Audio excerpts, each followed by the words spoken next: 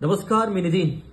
पुन्हा एकदा कविता, पुन्हा एकदा आपल्या कवितेचा मध्यवर्ती भाव शेतकरी आत्महत्या, शेतकऱ्यांचं स्वातंत्र्य आणि कशा पद्धतीने त्यांच्याकडे होणारं दुर्लक्ष. साहित्यिक सुद्धा शेतकरी आत्महत्यांना दुर्लक्षित करतो.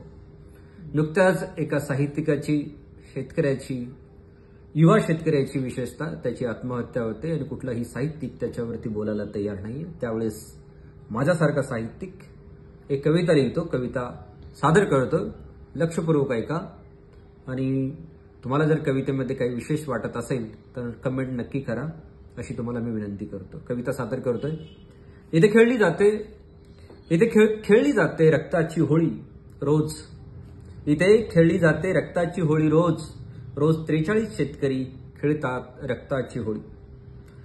हा नुसताच आकडा नाहीये, हा मातीतला एक सृजनशील जीव आहे. हा नुसता आकडा नाहीये, हा मातीतला एक सृजनशील जीव या शेतकरी विरोधी नरभक्षी कायद्याचा बळी आहे. हा नुसताच आकडा नाहीये, हा मातीतला एक सृजनशील जीव, सृजक या शेतकरी विरोधी नरभक्षी कायद्याचा बळी. रोज या देशात शेतकरी लिहितो कविता. रोज या देशात शेतकरी लिहितो कविता, कुणाच्या शाईने नाहीये, आपल्याच रक्ताने. रोज या देशात शेतकरी लिहितो कविता, कुणाच्या शाईने नाही, आपल्याच रक्ताने. मित्रा, या रक्ताचा रंग खरा असतो. मित्रा, या रक्ताचा रंग खरा असतो, असल असतो. असते त्यात काबाड कष्टाचे घाम आणि लेकरासाठीचे असू. असते त्यात तुटलेल्या अनेक न जोडता येईल अशी असंख्य भग्न स्वप्ने. तेव्हा तथाकथित कवींनो, ऐका आणि समजून घ्या. या रक्ताचा रंग असतो खरा. असते त्यात काबाड कष्टाचे घाम आणि लेकरासाठीचे असू. असते त्यात तुटलेली अनेक न जोडता येईल अशी अनेक भग्न स्वप्ने. तेव्हा तथाकथित कवीनो, ऐका आणि समजून घ्या.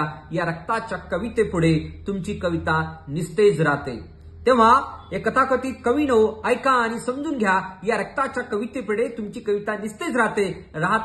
साहित्यिक तेज फिके तुमचे. तुम्ही बोलत नसाल, तुम्ही लिहित नसाल. तुम्ही बोलत नसाल, तुम्ही लिहित नसाल. त्याच्या आत्महत्येवर तुम्हाला ऐकू येत नाही विधवा पत्नींचा आर्त टाहो. तुम्हाला दिसत नाही त्याचे रिकामे कपाळ, अनाथ मुलांचे काळीजफाट आक्रोश.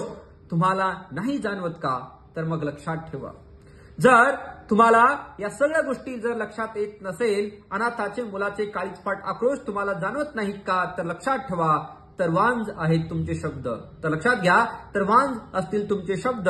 तर लक्षात घ्या, वांज आहे तुमची कविता. तर ध्यानात ठेवा, वांज आहे तुमचं सगळं साहित्य. कारण त्यात नाही मातीचा गंध. नाही त्यात म्हणणाऱ्या शेतकऱ्याची वेदना, तळमळ, काळीज पिळवटून टाकणारे अगणित टाहो.